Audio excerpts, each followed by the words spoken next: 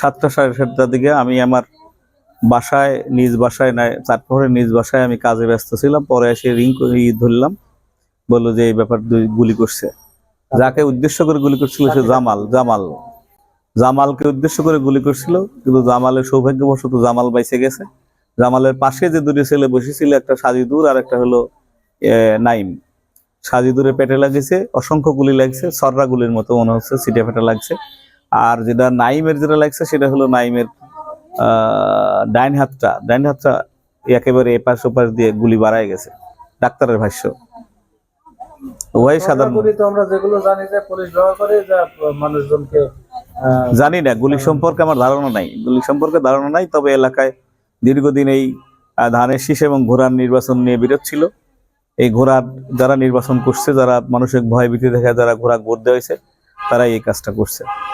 এর সাথে জড়িত আনোয়ার মেম্বার বাপ আর আনোয়ার মেম্বারের ছোট ভাই, এবং আরো অনেকেই এর সাথে জড়িত।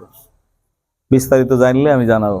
অনুমান, এর তথ্য আছে আমার কাছে, আমার বাড়ির লোকজনকে আমার নাতি হুমকি দিছে যে দেখে নেবো, অস্ত্র আছে, অস্ত্র তো দেখিস নি, অস্ত্র দেখাই দেবো।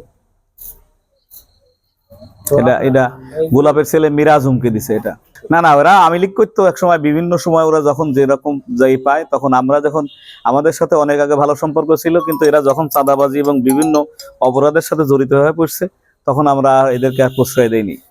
এরা বিগত যে নির্বাচন, সর্বশেষ যে ফ্যাসিস্ট সরকারের নির্বাচন, সেই নির্বাচনের সময় মকবুল সাহেবের নির্বাচন করছে না। এই ঘটনাকে দাবি করি যারা দীর্ঘদিন হলো করছে, অস্ত্র নিয়ে এলাকায় ঘুরে বেড়ায়, অস্ত্র নিয়ে যারা করে এলাকায় সন্ত্রাসের কাম করছে, তাদেরকে দ্রুত অ্যারেস্ট করা হোক এবং তাদের বিরুদ্ধে ব্যবস্থা করা হোক। এবং এই ছেলেটার এত সাহস, যে আগে যে ফারুক যুবদলের যে বহিষ্কৃত সদস্য সচিবকে সে মারার পরে এই যে তার বিরুদ্ধে মিছিল হয়, আসলে সে জড়িত এবং বিভিন্ন অপরাধের সাথে সে জড়িত। এমন অপরাধ নাই যে সেই অপরাধের সাথে জড়িত না।